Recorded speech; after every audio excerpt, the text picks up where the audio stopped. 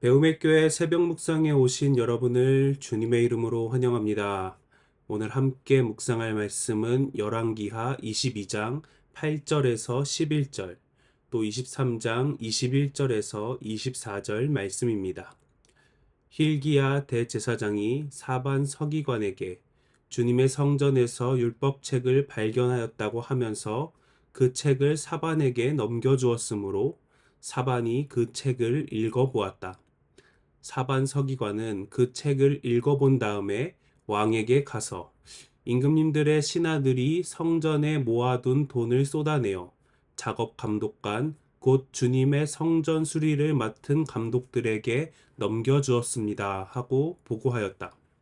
사반 서기관은 왕에게 힐기야 대제사장이 자기에게 책 한 권을 건네주었다고 보고한 다음에 그 책을 왕 앞에서 큰 소리로 읽었다. 왕이 그 율법책의 말씀을 듣고는 애통해하며 자기의 옷을 찢었다. 왕이 온 백성에게 명령을 내렸다. 이 언약책에 기록된 대로 주 당신들의 하나님께 감사드리는 유월절을 준비하십시오. 사사들이 이스라엘을 다스리던 시대로부터 이스라엘과 유다 왕들의 시대에 이르기까지 어느 시대에도 이와 같은 유월절을 지킨 일은 없었다. 요시야 왕 제18년에 이르러서야 비로소 예루살렘에서 주님을 기리는 유월절을 지켰다. 요시야는 대제사장 힐기야와 주님의 성전에서 발견한 책에 기록된 율법의 말씀을 지키려고 유다 땅과 예루살렘에서 신접한 자와 박수와 드라빔과 우상과 모든 혐오스러운 것들을 눈에 보이는 대로 다 없애버렸다. 아멘. 오늘 본문은 요시야 왕이 성전을 수리하던 장면으로 시작됩니다. 낡고 무너진 성전을 돌보던 중 일꾼들은 율법 책 한 권을 발견했습니다. 발견했다는 말은 그전까지는 잃어버렸다는 뜻입니다. 그리고 그곳은 다름 아닌 성전 안이었습니다. 하나님의 백성들이 성전 안에서 하나님의 말씀을 잃어버리고 살았던 것입니다. 누가 훔쳐간 것이 아니라 그저 방치되었고 아무도 그 책을 찾지 않았습니다. 그런데 요시야 왕이 그 책을 발견하게 된 것입니다. 요시야 이전 그의 선조들의 시대는 우상 숭배가 극에 달했던 시기입니다. 성전 뜰 안에까지 이방신의 제단과 목상이 자리를 잡았습니다. 그런 시대에 말씀이 뒷전으로 밀려나는 것은 어쩌면 당연한 일일지도 모릅니다. 다른 것들이 말씀이 있어야 할 자리를 채워갔고 아무도 말씀에 관심을 두지 않기 때문에 서서히 존재감을 잃어갔던 것입니다. 요시야는 그 책을 찾아내자마자 애통하는 마음으로 옷을 찢습니다. 그가 슬퍼한 이유는 우리가 이 책의 말씀대로 살지 않았기 때문입니다. 이 율법책은 신명기 혹은 그중 핵심 부분으로 추정됩니다. 그렇게 보는 근거 가운데 하나가 유월절입니다. 원래 유월절은 각 가정에서 어린 양을 잡아 지키던 절기였습니다. 그런데 신명기 16장은 여호와께서 택하신 곳, 곧 예루살렘 성전에서 온 이스라엘이 모여서 유월절을 지키라고 명령하십니다. 요시야는 정확히 이 명령대로 행합니다. 23장에서 그는 언약책에 기록된 대로 예루살렘에서 온 백성과 함께 유월절을 지킵니다. 성경은 사사시대로부터 이스라엘과 유다의 여러 왕들의 시대에 이르기까지 이렇게 유월절을 지킨 적이 없었다고 말합니다. 말씀을 되찾자 오랫동안 잊혀졌던 예배의 본래 모습이 회복된 것입니다. 회복은 예배에서만 끝나지 않았습니다. 요시야는 곧이어 정결 작업을 진행합니다.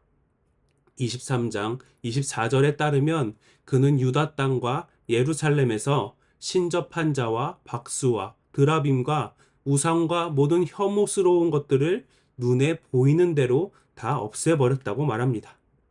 우리는 이 모든 과정을 요시야의 개혁이라고 부릅니다. 우리 시대는 요시야의 시대와는 다릅니다. 우리는 누구나 이미 말씀을 가지고 있기 때문입니다. 각 가정마다 성경책이 몇 권씩 있고 손안의 스마트폰에도 언제든 성경 앱을 설치할 수 있습니다. 마음만 먹으면 언제 어디서든 말씀을 펼쳐볼 수 있는 환경이 우리에게 주어진 것입니다. 그러나 역설적이게도 우리는 여전히 요시야 이전 시대와 비슷한 문제를 안고 살아갑니다. 책이 없어서 잃어버린 것이 아니라 펼치지 않아서 잃어버린 책이 된 것입니다. 가지고 있어도 펼쳐보지 않는다면 그것은 잃어버린 책입니다. 존재는 하지만 우리 삶에 아무런 의미로 다가오지 못한다면 그 책은 존재하지 않는 책과 다르지 않습니다. 요시야 시대에 성전 어딘가에 오랫동안 묻혀있던 그 책처럼 우리도 우리의 말씀을 잃어버리고 살고 있지는 않은지 돌아보아야 합니다. 우상 역시 마찬가지입니다. 우리에게는 나무나 돌로 깎은 우상은 없습니다. 그러나 말씀보다 먼저 붙드는 것들이 우리 삶 곳곳에 있습니다. 염려가 찾아올 때 말씀보다 먼저 찾는 것이 있다면 혹은 습관처럼 의지하며 살아가는 것들이 있다면 그것이 오늘 우리의 드라빔입니다. 요시야가 그 모든 우상을 찾아내어 제거했듯 우리도 우리 삶의 구석구석을 정직하게 살피고 그것들을 찾아낼 수 있어야 합니다. 마르틴 루터의 종교개혁이 남긴 유산 가운데 하나는 하나님의 말씀을 소수의 사제들에게서 되찾아서 모든 성도들의 손에 돌려준 일입니다. 또 요시야는 말씀을 발견하자마자 옷을 찢었습니다. 자기 삶을 변명하지 않고 말씀 앞에서 자신을 정직하게 돌아보며 개혁의 첫걸음을 뗐습니다. 오늘날 우리에게도 요시야의 개혁, 또 루터의 종교개혁이 새롭게 필요합니다. 거창한 운동으로서의 개혁이 아니라 우리 각자의 작은 삶 속에서 말씀으로 돌아가고 오직 하나님만을 붙드는 것, 그것이 개혁의 첫걸음이 될 것입니다. 이 아침 하나님의 말씀을 듣기 위해 이 자리에 나아오신 모든 분들께 이 새벽 묵상 설교보다 하나님의 말씀 그 자체를 사모하시기를 권면드립니다. 그리고 그 말씀이 우리 삶의 구석구석을 다시 이끌어갈 수 있도록 우리 자신을 내어드리기 원합니다. 그럴 때 우리 안에 주님께서 행하시는 놀라운 회복의 역사가 일어날 것을 소망합니다. 말씀을 기억하며 함께 기도하겠습니다. 하나님 아버지, 오늘도 하나님의 말씀을 통해 우리에게 들려주시는 그 말씀이 얼마나 소중한지 다시금 돌아보게 하시니 감사합니다. 요시야가 말씀 앞에서 옷을 찢으며 애통한 것처럼 우리도 말씀대로 살지 못했던 삶을 정직하게 돌아봅니다. 말씀보다 먼저 붙들었던 것들을 내려놓게 하시고 오직 주님의 말씀을 붙들고 살아가게 하옵소서. 그렇게 말씀을 통하여 우리의 삶이 다시 회복되며 하나님의 인도하심으로 살아가게 하옵소서. 이 모든 것 말씀이 육신이 되어 이 땅에 오신 예수 그리스도의 이름으로 기도드립니다. 아멘.